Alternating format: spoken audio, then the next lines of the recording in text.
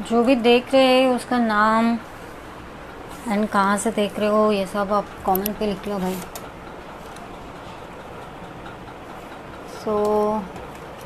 मैं अभी शुरू कर लेती हूँ।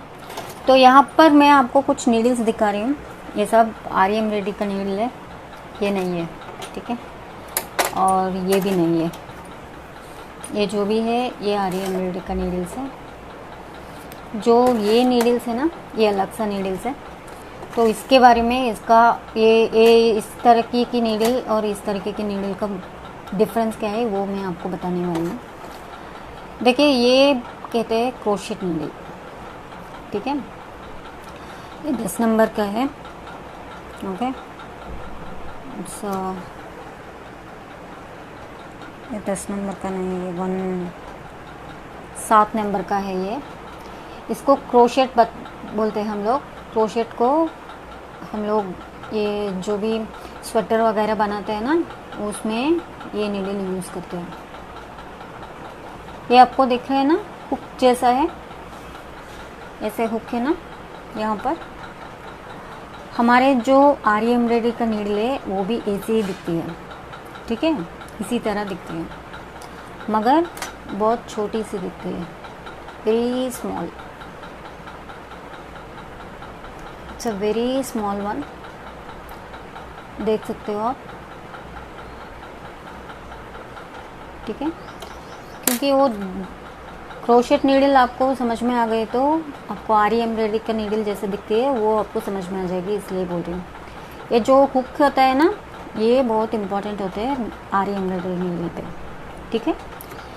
तो इसको मैं अलग सा रख लेती हूँ, ये हमको नहीं चाहिए। तो ऐसे ही क्रोशेट नीडल पे हम लोगों को अलग अलग से नंबर्स में मिल रहा है। ये वाला जो है 14 नंबर, एंड इस तरफ आप देखोगे तो 0.5 mm का साइज़ दिख रहा है। एंड इसका जो कंपनी है ना, ये है तुलिप कंपनी का, ठीक है। जो ये नीडल है ये हमको ये ओरिजिनल नीडल जैसे काम करती है। मतलब जिनके प्लेस में ये ओरिजिनल आरी नीडल, मतलब ये आयरन वाला जो नीडल्स है वो नहीं मिल रहे हैं, वो लोग उसके ऑल्टरनेटिवली ये crochet number 14 and 0.5 mm needle को यूज़ कर सकते हैं, ठीक है। कुछ कंट्रीज ऐसे भी है, यूके, ऑस्ट्रेलिया एंड न्यूजीलैंड, ऐसे कुछ कंट्रीज़ है, वहाँ पर जो सीखना चाहते हैं उसके लिए क्रोशेट नीडल ही मिल रहे हैं, आयरन नीडल नहीं मिल रहे। हम लोग वहाँ पर इंपोर्ट एक्सपोर्ट भी नहीं कर सकते क्योंकि कुछ ट्रांसपोर्टेशन का प्रॉब्लम भी आते हैं। तो इसलिए उसका अल्टरनेटिव के लिए ये ओरिजिनल थ्रेड नीडल के लिए इसका अल्टरनेटिव है 0.5 mm size and 14 number size जो भी है, ये आप यूज़ कर सकते हो, ठीक है। और आप लोगों को दूसरा वाला भी मिल जाएगी, ये भी 14 नंबर है। ऐसे ही आपको 23 नंबर में भी मिलती है 0.35, एंड ये वाला है 9 नंबर का। ये सारी टसल्स पे यूज़ करते हैं, 10 नंबर एंड 9 नंबर साड़ी का जो टसल्स बनाते हैं ना साड़ी का, तो उसमें आपको ये यूज़ होती है। ठीक है, इसको भी मैं यहाँ पर अलग सा रख लेती हूँ। तो ये वाला है ना, ये 3 एक ही है नंबर्स। ये मैंने यूज़ की थी 2012 पे। ठीक है, 2012 से यूज़ कर रही हूँ मैं इसको। और ये दोनों तो 2012 के बाद में से यूज़ कर रही हूँ, ये दोनों। मगर जो भी इंडिया में है वो लोग ओरिजिनल नीडल को ही यूज़ कीजिए। ठीक है, क्योंकि जब हम लोग यहाँ पर काम करते हैं ना, नीडल को ऐसे पकड़ना पड़ेगा 90 डिग्री एंगल पे। तो जो आप 90 डिग्री एंगल पे पकड़ोगी तो यहाँ पर फ्लैट होते हैं ना, तो इसके हिसाब से फिंगर्स पे थोड़ा पेन आ जाती है। ठीक है, और ये स्टील है, इसको ग्रिप बनाना भी बहुत मुश्किल हो जाती है। मगर आप लोग जब भी यहाँ पर आयरन नीडल यूज़ करते हो, ऐसा कुछ भी नहीं है यूज़ नहीं कर सकते, मगर मिल रहे तो यूज़ कर लीजिए। ठीक है, नहीं मिल रहे तो कुछ नहीं कर सकते, मगर आपको मिल रहा है तो आपको इसको यूज़ कर दीजिए। इसको क्या करना है, आपको एक कॉटन थ्रेड से हैंडल बना दीजिए। कुछ लोग ऐसे भी है, पेन वगैरह आपको मिल गए तो पेन में उसको डाल के ये हैंडल बना रहे।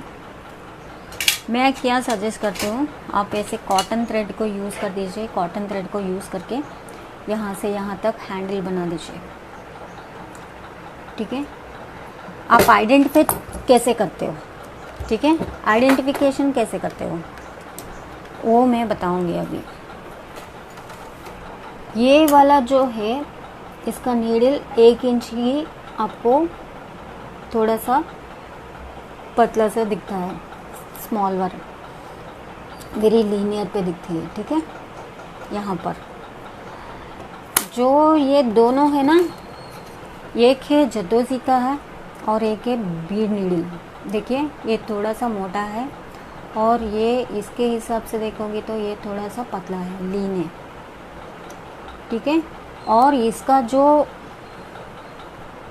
सामने वाला है, ये हुक की तरह आपको पूरी तरह 1.5 इंच, लगभग 2 इंच के हिसाब से यहाँ पर आपको पतला सा है। क्योंकि यहाँ पर हम लोग क्या करते हैं, बीड या चमकी को यहाँ पर इंसर्ट करके हम लोग काम करते हैं, तो इसके लिए ये दोनों बहुत ज़रूरी होता है।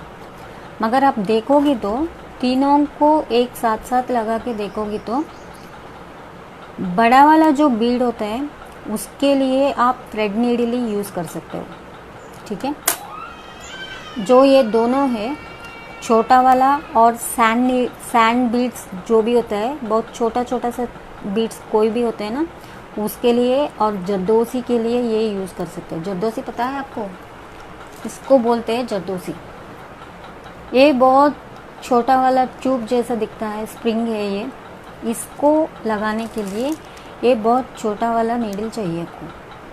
ठीक है, ये सामने है ना, वो बहुत लीन से दिखते हैं, इसके लिए जरदोसी नीडल यूज़ करना पड़ेगा। जरदोसी नीडल ही बोलते हैं इसको। और ये वाला है जो, ये वाला बीड का नीडल है, जो बीड बोलते हैं हम लोग,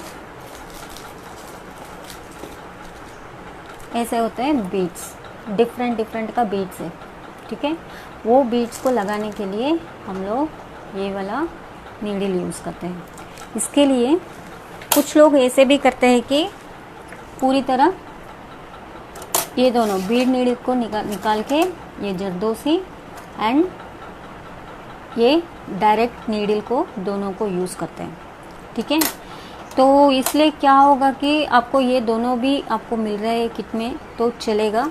क्योंकि कुछ लोग कल ऐसे पूछ रहे थे कि आप किट में जैसे मटेरियल दे रहे हैं ना, वो मटेरियल हम लोगों को अच्छी तरह यूज़ होती है नहीं होती है, इसलिए पूछ रहे थे। तो मैंने ये सोचा कि कुछ इन्फॉर्मेशन आपको दे दूँगी। ठीक है, तो इसलिए मैं यहाँ पर ये लाइव कर रही हूँ। जो भी आपका डाउट्स है आप पूछ सकते हो मुझसे। ठीक है, एंड यहाँ पर ये है स्टोरी नीडल का। दोस्तों आपको पता है आरी एम्ब्रॉयडरी कब शुरू हुई, उसका हिस्ट्री कुछ पता है क्या? आरी एम्ब्रॉयडरी शुरू हुई थी 5000 के पहले, 500 ईयर्स पहले, ठीक है। बहुत एंशियंट क्या बोलते हैं, एंशियंट एम्ब्रॉयडरी है ये।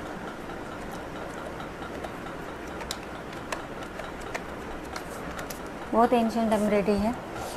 तो इसको ये वाला ना बहुत अच्छी तरह जो किंग्स एंड क्वींस होते हैं उसके कपड़े बनाने के लिए ये आरी एम्ब्रॉयडरी यूज़ करते थे।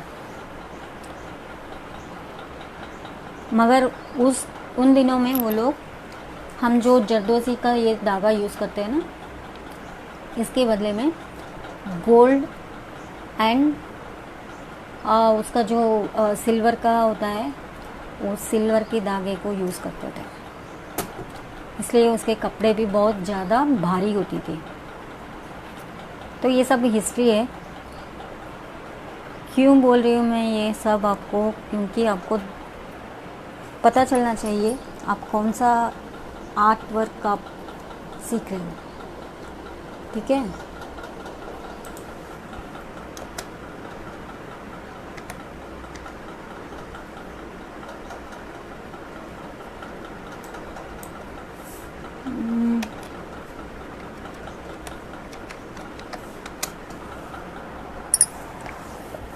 और कुछ आप पूछना चाहते हो तो पूछ सकते हो।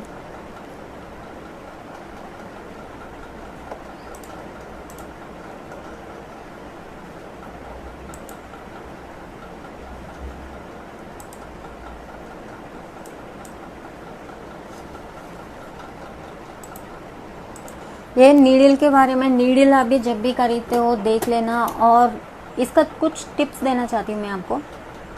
जो भी ये टिप्स है ना, आप इसको ना नीचे मत गिराना, ठीक है। नीचे गिर गई तो ये वाला जो सामने वाला जो हुक होता है वो डिस्टर्ब हो जाएगी। तो वो आपको डिस्टर्ब हो गई तो पूरी तरह नीडल तो आपको चली गई। तो अलग सा नया वाला नीडल आपको लेना पड़ेगा, ठीक है।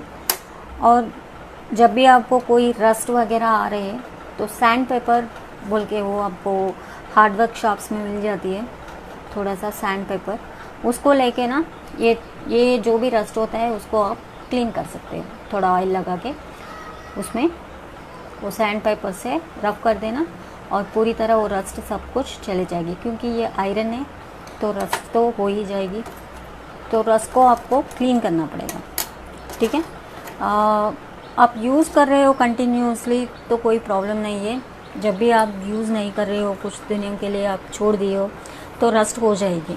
तो तब आपको कोई प्रॉब्लम नहीं होगी, क्योंकि एक बार आप ख़रीद लिया, आप अच्छी तरह उसको संभाल के रख रही हो, नीचे नहीं गिराए, तो बहुत साल तक रहते हैं। मैंने ये वाला नीडल दिखाई आपको, 2012 से मेरे साथ है, 2012। आप यहाँ पर देख सकते हो, यहाँ पर रस्ट हो गई है, मगर यहाँ कुछ नहीं हुआ। जो यहाँ पर सिलाई करते हैं ना, जो सिलाई करते हैं वहाँ पर कुछ भी नहीं हुआ। दो अलग सा पार्ट है, वहाँ पर रस्ट हो गई, देख लीजिए, ठीक है। तो मटेरियल भी आपको अच्छी तरह मेंटेन करना पड़ेगा, मटेरियल भी आपको अच्छी तरह मेंटेन करना पड़ेगा। और ये पूरी तरह नीडल के बारे में मैंने आपको बताया। आपको नीडल के बारे में कुछ भी पूछना है कमेंट कर सकते हो मेरे यहाँ पर, ठीक है। और कल से मैं आपको ये वाला जो धागा है, धागे के बारे में बताऊँगी। और कोई भी मटेरियल है उसके बारे में आपको एक अच्छी तरह इंफॉर्मेशन दे देंगे, ठीक है।